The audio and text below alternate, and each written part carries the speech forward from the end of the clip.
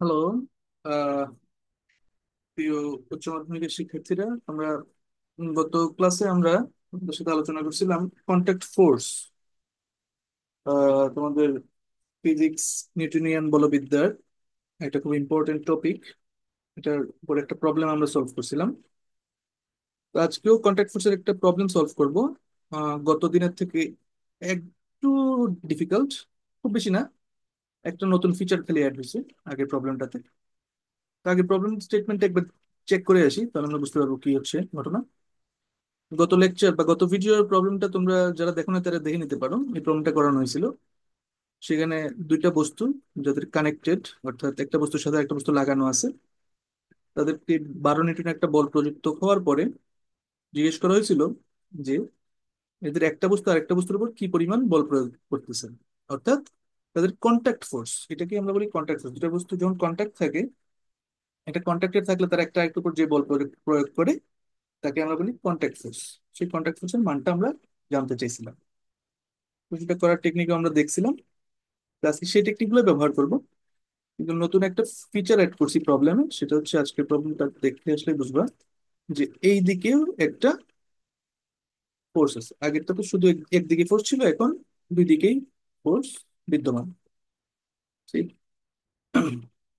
কন্ট্যাক্টেই আছে, এবং একটা বস্তু দ্বারা আরেকটার উপর প্রযুক্ত বল, অর্থাৎ কন্ট্যাক্ট ফোর্সটাই আমাকে জানতে চাইছে। ঠিক আছে, যেহেতু বস্তু দ্বয় কন্ট্যাক্টে আছে।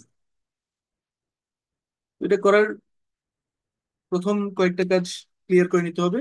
যেমন এই বস্তুগুলা যে তলের উপর অবস্থিত, সেই তলে কোনো রকমের বাধাদানকারী ক্ষমতা বা ঘর্ষণ গুণাঙ্ক দেয়া নাই। ঠিক আছে, তার মানে তাকে আমরা ধরে নিতে পারি মসৃণ তল, এবং তার কোনো বাধাদানকারী বল সে প্রয়োগ করবে না বস্তুগুলার চলনে। ঠিক আছে, এটা নাম্বার ওয়ান। নাম্বার টু, সেটা হচ্ছে বস্তুগুলা যেহেতু দুইটা বডি একটা একটার সাথে কন্ট্যাক্টে আছে, এবং একটা ফোর্স, একটা মিলিত ফোর্সের প্রভাবে চলবে, মসৃণ তলে চলবে, তারা একই ত্বরণে চলবে। দুইটা বলি, দুইটা বস্তুই এ ত্বরণে সামনের দিকে চলবে। এ ত্বরণের দিকটা আমি এদিকে আঁকছি, কারণ হচ্ছে এদিককার ফোর্সের মান বেশি। ঠিক আছে, এই ফোর্সের থেকে ওই ফোর্সের মান বেশি বিধায় আমরা এদিকে বল বেশি ওইদিকেই আঁকছি। প্রথম কাজ কি, গতদিন দেখছিলাম, প্রথম কাজ হচ্ছে গত লেকচারে দেখছিলাম যে সেই মিলিত ত্বরণটুকু খুঁজে বের করে নিয়ে আসে। ত্বরণের মান কত? ত্বরণের মান হবে উপরে নিট বল, নিচে হবে মোট ভর। ঠিক আছে, এখন নিট বল কত? নিট বল হচ্ছে এদিকের নিট বল, সেটা হচ্ছে এদিকের নিট বল কত? নিট বল বুঝতেই পারতেছো, এদিকে নিট বল হবে 100 মাইনাস 25। 100 হচ্ছে F1টা বাম দিক থেকে ডান দিকে, 25 হচ্ছে ডান দিক থেকে বাম দিকে, ঠিক অপোজিট দিকে। তাহলে নিট বল হবে 100 থেকে 25 বাদ দিলে যেটা থাকে সেটা, অর্থাৎ 75 নিউটন। আর মোট ভর কত? সেখানে আমরা আবার লিখি 100 মাইনাস 25, নিচে হবে 3 যোগ 2। যেহেতু দুটোই বস্তু আছে, সেক্ষেত্রে ক্লিয়ার টু যোগফল হবে মোট ভর। ঠিক আছে, তাহলে উপরে হচ্ছে 75, নিচে হচ্ছে 3 টু 5, ইংলিশে 5, 15, 15 সেকেন্ড স্টেপ। ঠিক আছে, তো স্টেপ ওয়ান আমাদের ত্বরণটা বের করা হয়ে গেল। হ্যাঁ, ত্বরণটা আমাদের বের হয়ে গেল। একবার ওখানে লিখছি, দুইবার লেখার কোনো মানে নেই। ওকে, তো আমাদের প্রথম কাজ কমপ্লিট। এখন এই বস্তুটা এই বস্তুটা বি বস্তুর উপর যে বলটা দিবে, যে কন্ট্যাক্ট ফোর্স দিবে, সে একই ফোর্সই নিউটনের তৃতীয় সূত্র অনুযায়ী বি বলটাও, বি বস্তুটাও এই বস্তুর উপর প্রয়োগ করবে। মানে সমান কিন্তু দিক বিপরীত। নিউটনের তৃতীয় সূত্র তাই বলে প্রত্যেকটি ক্রিয়ার একটি সমান এবং বিপরীত পক্ষে প্রতিক্রিয়া আছে। ঠিক আছে, এখন এই লজিকে আমাদের নেক্সট স্টেপ কি, যে কোনো একটা বস্তুকে চুজ করা। গত গত ভিডিওতে আমরা দেখছি যে কোনো একটা বস্তুকে আমরা চুজ করতে পারি। যেহেতু এফসি দুইটা বস্তুর ক্ষেত্রেই সমান, এ বস্তু বি বস্তুকে যে বল দিবে এফসি, কন্ট্যাক্ট ফোর্স যেটা, বি বস্তু সেই একই বলটাই দিবে এর উপর। তো আমাদের যে কোনো একটা বের করলে আমরা আসলে ইকুয়েশন তৈরি করে এফসি এর মানটা বের করে নেব। তো আমরা প্রথমে চুজ করে নিলাম এই বস্তুটা। এখন এই বস্তুতে প্রযুক্ত বলটা বের করতে হবে। এই বস্তুর উপর প্রযুক্ত বলটাই এতে একটি ত্বরণ তৈরি করে, যে ত্বরণের মান আমরা অলরেডি জানি। এর ভ্যালু কত? 15। আমরা অলরেডি বের করে রাখছি। ইলেকট্রিক বডি একই ত্বরণে মুভ করে। ঠিক আছে, তাহলে এর ত্বরণটা আমরা জানি। নিউটনের দ্বিতীয় সূত্র অনুসারে বলে কি? দ্বিতীয় সূত্র বলে এর উপর প্রযুক্ত বলটাই আসলে এর উপরে এই ত্বরণটা সৃষ্টি করছে। ঠিক আছে, এখন এর উপর প্রযুক্ত বল কত? আমরা যদি ডায়াগ্রামে দেখি, এই বলটা হচ্ছে এর উপর প্রযুক্ত, এই 100 নিউটন। ওকে, 100 নিউটনের দিক থেকে প্রযুক্ত। আর অন্য কোনো বল কি প্রযুক্ত? এর উপরে আরেকটা বল প্রযুক্ত, এই যে এফসি যেটা দেখতেছো, যেটা বি কর্তৃক এর উপর প্রযুক্ত। বি কর্তৃক এর উপর প্রযুক্ত একটা হচ্ছে এফসি।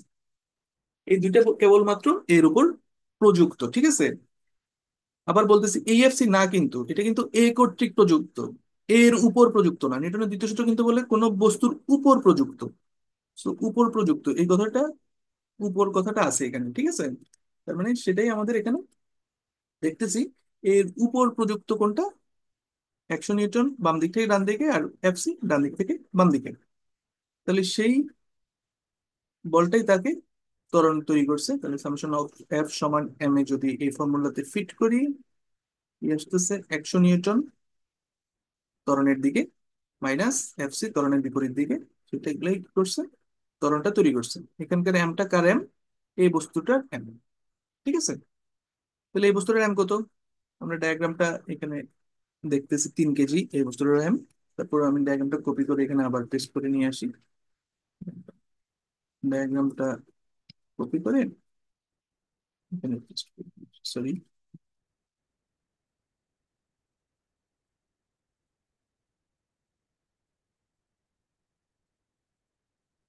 সো এখান থেকে আমরা আহ বারবার উপরে ওঠা লাগবে না, আমরা এখান থেকে দেখতে পাচ্ছি। তাহলে এদিককার এফসি আর এদিককার 100 নিউটন, দুইটা করছে কি 3 কেজির উপর 15 মিটার পার সেকেন্ড স্কোয়ার একটি ত্বরণ ক্রিয়েট করছে। ঠিক আছে, আলটিমেটলি এখান থেকে এফসির মান কত আসবে? সমীকরণটাকে সমাধান করলে 100 বিয়োগ 3 15 45, which is 55 নিউটন। এফসি এর মান কত? 55 নিউটন। তো এখানেই আমাদের প্রশ্নটা অ্যান্সার হয়ে গেল। এটাই সেই আমাদের কন্ট্যাক্ট ফোর্স। কারণ যেই বল বি এর উপর প্রয়োগ করবে, সে একই বল এ বি এর উপর প্রয়োগ করবে, মানগতভাবে একই। তার মানে এই 55 নিউটনই আমাদের এ বি এর উপর প্রয়োগ করবে, যেটা আমাদের প্রশ্ন চাইছে। এ বি এর উপর কত বল প্রয়োগ করবে? অর্থাৎ 3 কেজি, অর্থাৎ এই বস্তুটা 2 কেজি, অর্থাৎ বি এর উপর কত বল প্রয়োগ করতেছে, প্রদত্ত বলটি বের করবে।